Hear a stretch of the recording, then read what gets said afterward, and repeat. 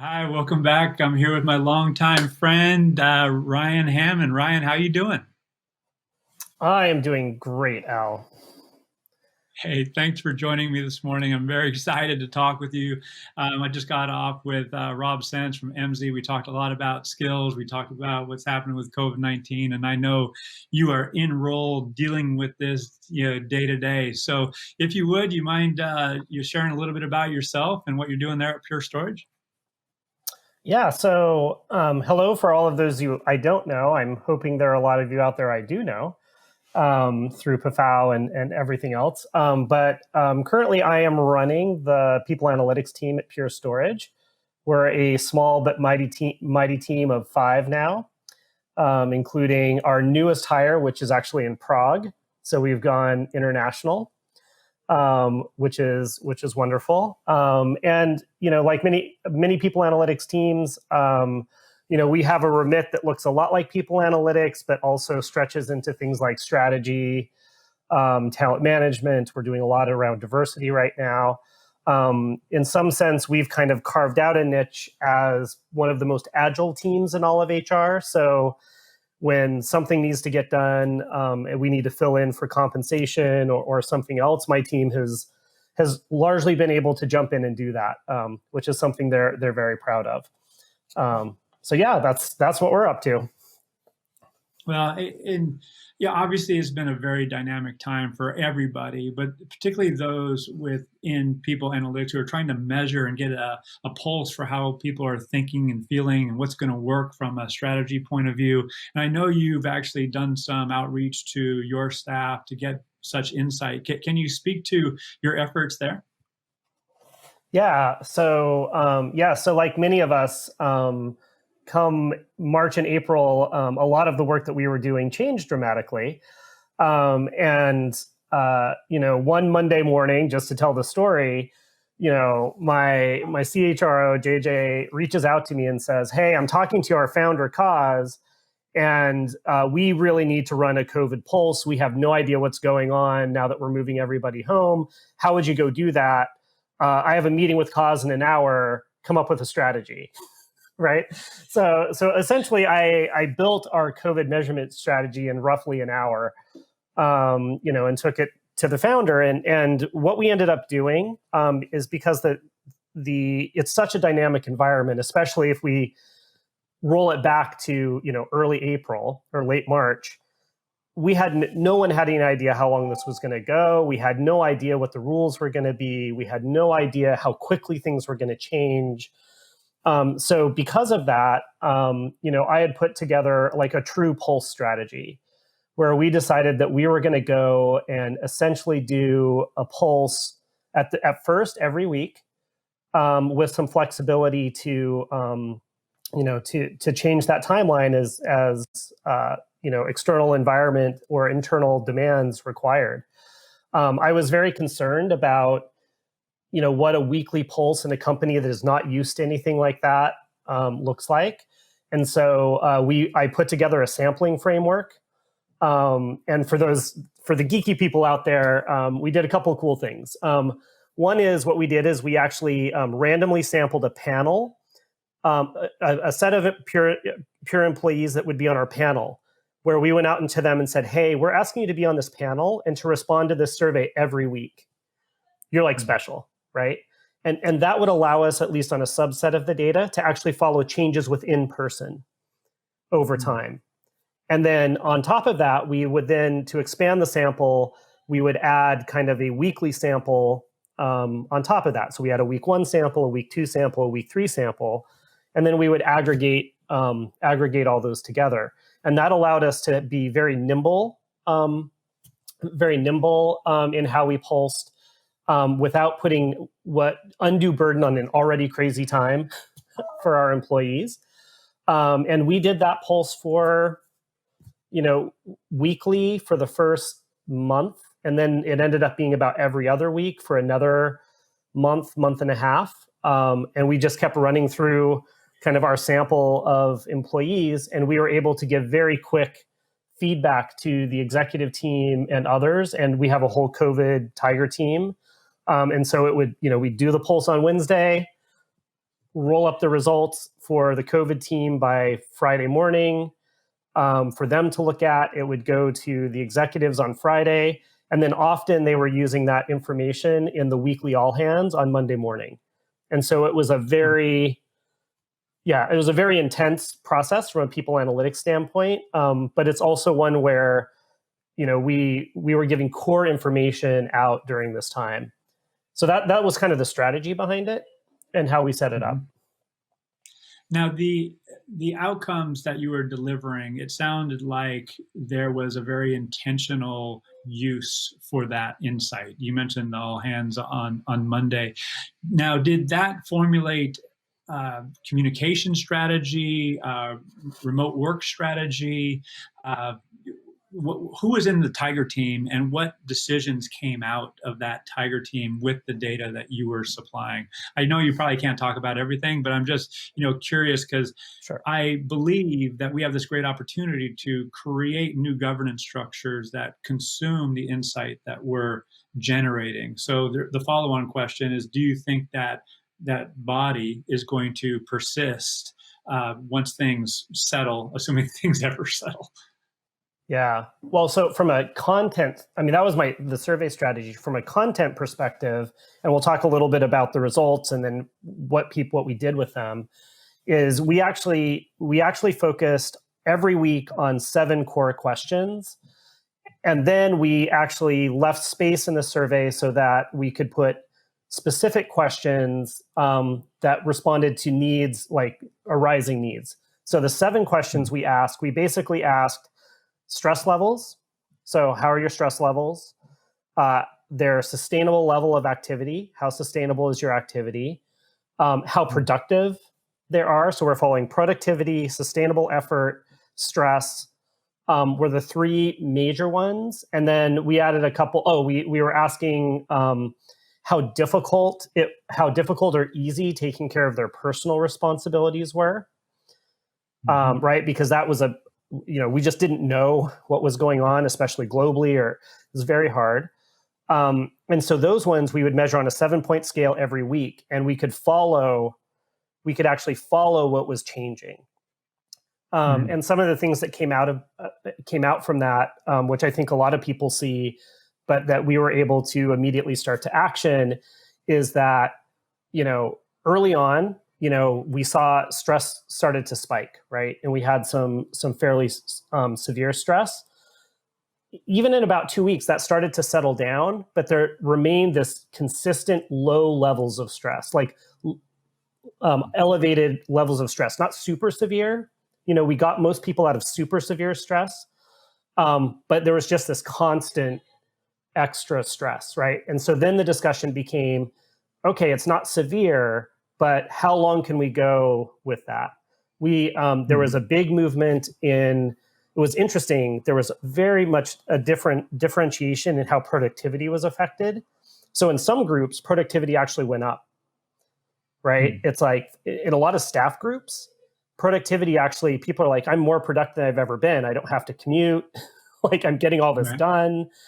Our engineering group, and they would say this, they were used to a 5-day, their entire system had been built around 5 days in the office, face-to-face everything. And the productivity drop for them was where it was like super noticeable. But because we were doing this every week, we could start to follow them changing their patterns and kind of ramping back up to productivity. So that's one thing we followed, and very much the executive team and the COVID team would follow this week to week. We would look for hotspots. They were involved in then saying, okay, well, hey, we're seeing all this stress here. What's driving that stress, right? And we were able to do a sub-survey one of the weeks that actually showed us, well, what's really driving the stress? What can we do about it, right? So we were using it in that very fine-grained way, kind of all the way through. And the other one I'll just add is that, prior to COVID, we did not have a strong culture of kind of what I would say executive communication down. It just wasn't as frequent, right? Which is normal for many companies.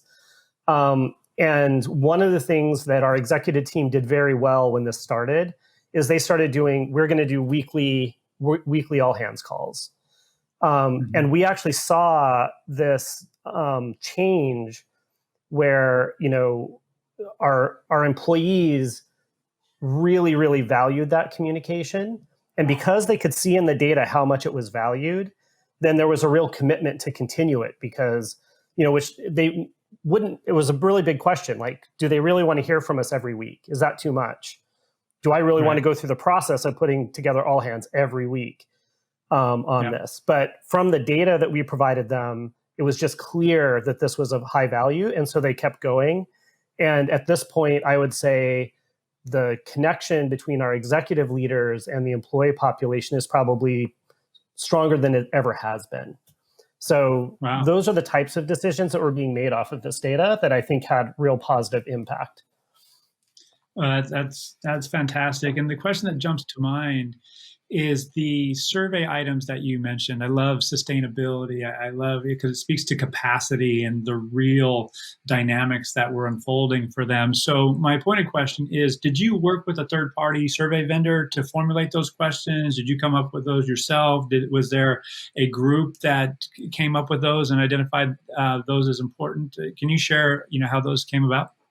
Sure. So, honestly, we made it so quick. Like, I essentially designed this in 24 hours, or less, right? Because between talking to Cause, we actually launched the first survey less than 36 hours after we launched it. We launched it kind of the next day.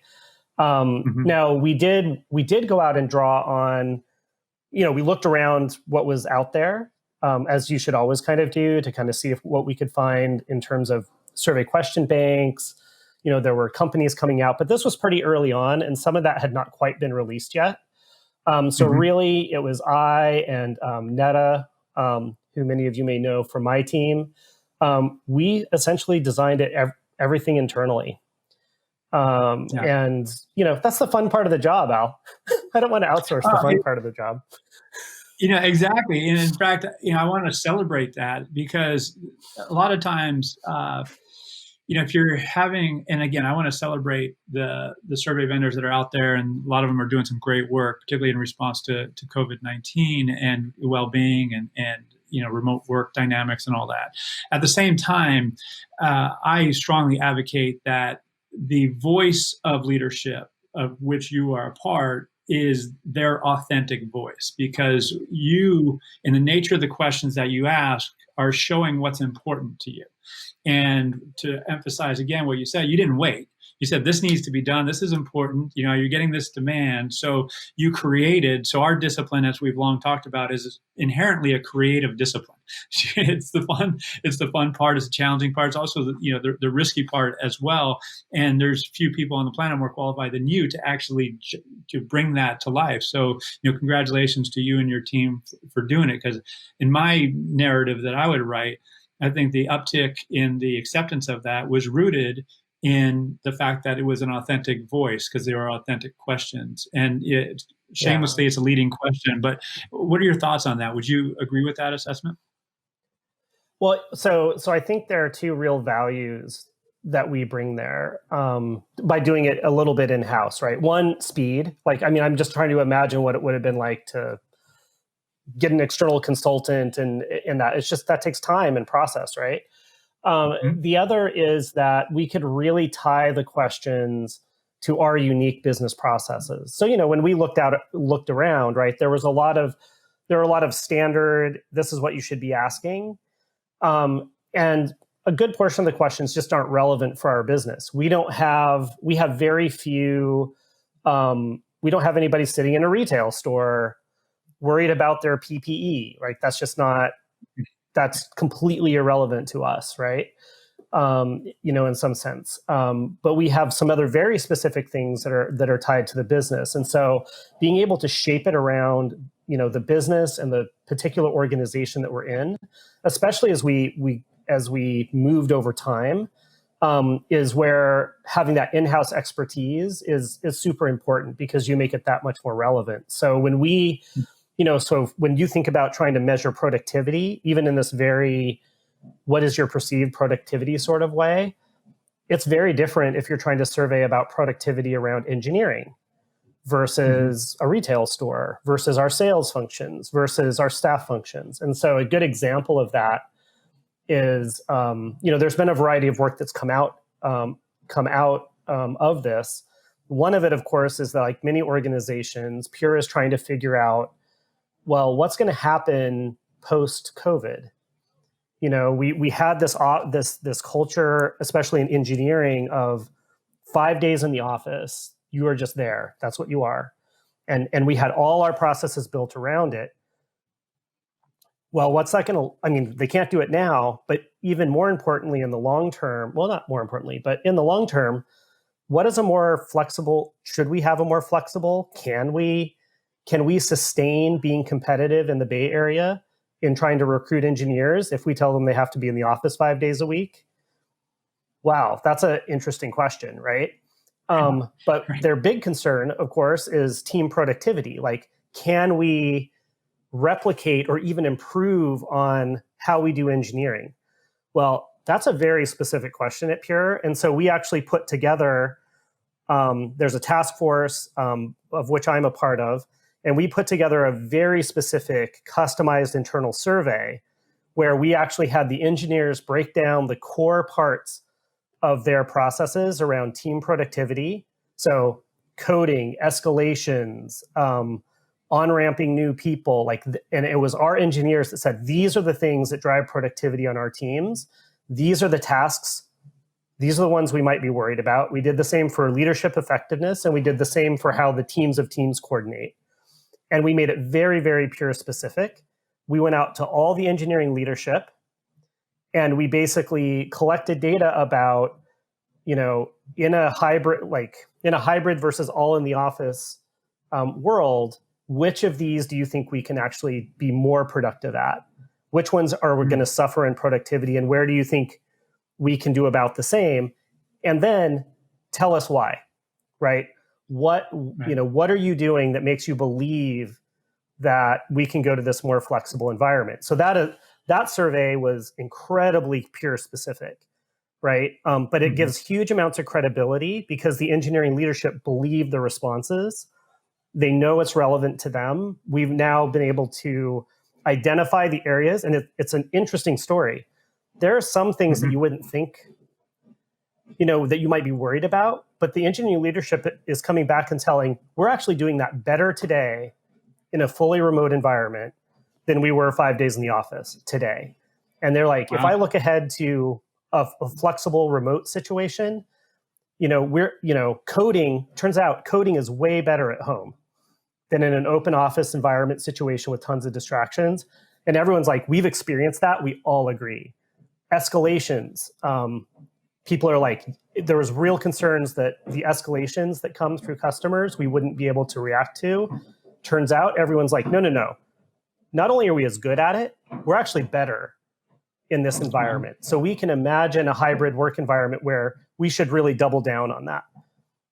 Other things, not so much, right?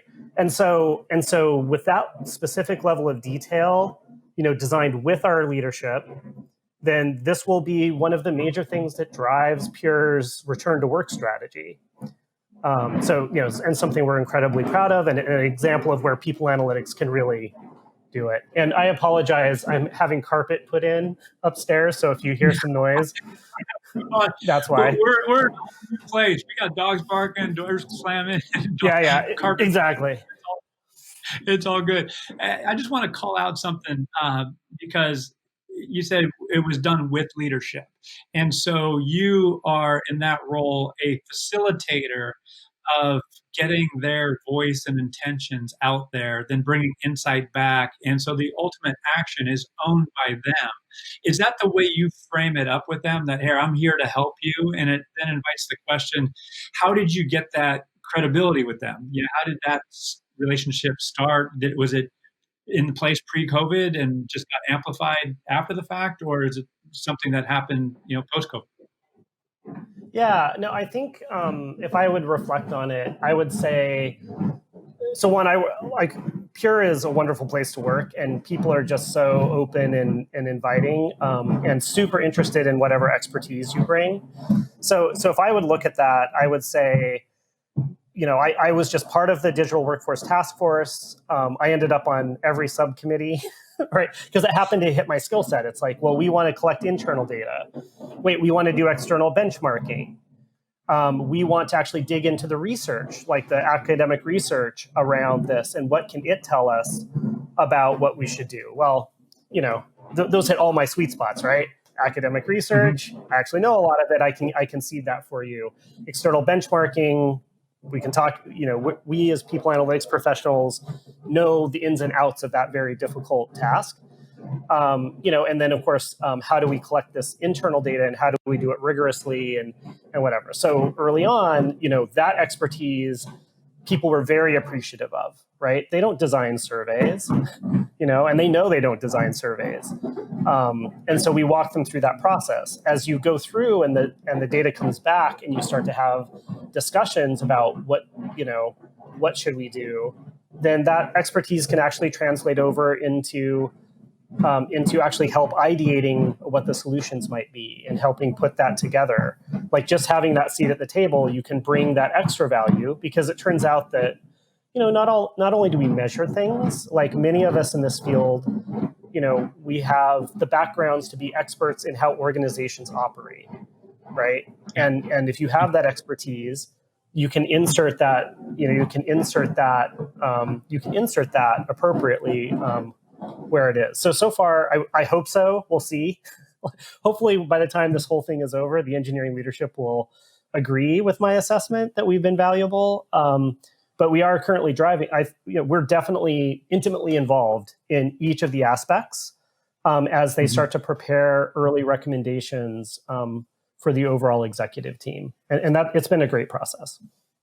Well, I mean, it sounds like it, and I'm getting all fired up, because this is definitely, I think you're checking a lot of boxes, at least in my head, that are emerging, for lack of a better term, as leading practices. And so far as that, you're involving people in the research and not trying to do the big aha. And as I've seen many people analytics leaders, as I'm sure you have over time, do. They're just, this has been a great opportunity with COVID to really sink into their processes and involve them. And it sounds like that's exactly what you've done. As we start to wrap up, I know you're not only doing great work internally, you've done great work externally. You've been very generous with the insights and ideas and research that you've authored, and you've recently done something on pay equity. Is that right? Oh, yeah. So, yeah, thanks for giving me the plug. So I and a set of co-authors, so Felice Klein, Aaron Hill, and Ryan Stiesel-Svarty, I've been working on this paper for a long time, and it's about gender equity, or gender pay equity, so female pay equity. But it turns out that most of the work that's been done on this has only focused on things like base salary, maybe bonus too, right? But being in the tech area and in Silicon Valley, the question really came up like, well, a lot of us care a lot about the equity portion of our pay, right? It can make a huge difference. And so, we had this intuition that while there's been a lot of progress made on pay equity, on the cash side, is the same thing true of the equity side? Because the equity, it tends to be a little bit more negotiated. There tends to be sometimes more discretion, especially in earlier stage startups.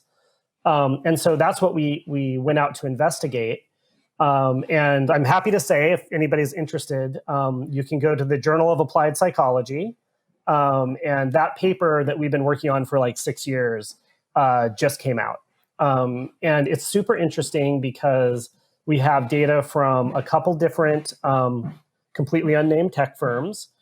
So we have data from inside 2 different firms. We actually did an experiment where we had people make pay differentiation choices that included base, stock, and equity. And we did things like, this is their performance review and profile, and then we would just gender switch the names. And then we did a lot of qualitative interviews with HR leaders, actually. And the long and short of it is, we have pretty strong evidence that that even when you see no pay differences on base and bonus, like literally we can run the models by job, level, all the things you would normally do in pay equity, and we see the difference between men and women shrink. When you move to those exact same men and women and then look at their equity holdings, all of a sudden the gap gets large again. Mm-hmm. Right? Yeah. And that's important, especially for all of you out in the tech space, because often pay equity, like when you do your pay equity audits, are you including equity in that? Mm-hmm. Do you look at stock compensation? Why not? And right now there are a couple of high profile lawsuits out there, Oracle and Nike being the two, where the lawyers are getting hip to this idea that there's a huge amount of, and employees, by the way, like your employees are like, hey, wait a minute, like this should be important to me too. Wait, why is it when the IPO happens, my colleague that I've been with this whole time is like buying this house and I can't? Like, this is weird, right? And so this is actually becoming getting more and more scrutiny on the legal level, and that's something that we as people analytics professionals, especially those who are responsible for the pay equity audits in our firms, need to be on top of. We need to be ahead of that game and not behind. And as you know, I helped start a company, Syndio, who actually makes this very easy to do, and allows you to do things like include equity. So anybody who doesn't feel like running 250 different statistical models themselves and try to come up with some way to, display those results in a way that HR business partners can take action on, I highly recommend you go check out Syndio, who actually, for way less than consultants, way less than what you would spend time-wise on it, can help you produce that at scale. Yeah. Well, I'm just reflecting. I'm going, you've been doing a lot. So congratulations on all you've achieved. Thank you for sharing today. How can people learn more about you and what you're doing? So I always enjoy it when people connect with me on LinkedIn. I used to know a good portion of the people in this space, but now I've learned by coming to PAFOW and others, like it's grown so rapidly. There's a whole bunch of you out there I'm not connected to. So, connect on my LinkedIn profile. Feel free to reach out. The people analytics community is, that's my home. And so I love talking about it with anyone. I love, talking to people who are trying to get into the field or who are young in their career and want to think about how to develop it. Love to talk to my peers. If you're starting a people analytics group somewhere and want some tips about how to build from the ground up, we can do that. So yeah, reach out LinkedIn. That's probably the easiest way. And I will try to do a better job. I should post about the new paper. And I will try to do that so you can link it, get links there. Well, Ryan, again, thank you for sharing, and look forward to seeing you very soon, maybe even this weekend. Actually, certainly this weekend. But how about certainly this weekend, yes. Al is going to come and eat salad out of our hydroponic salad garden. So, that's what the other half has been busy doing. Yes, it's properly social distance breakfast. That's what we do. All right. Thanks so much, Al. Thank you, Ryan. Have a good one. Take care.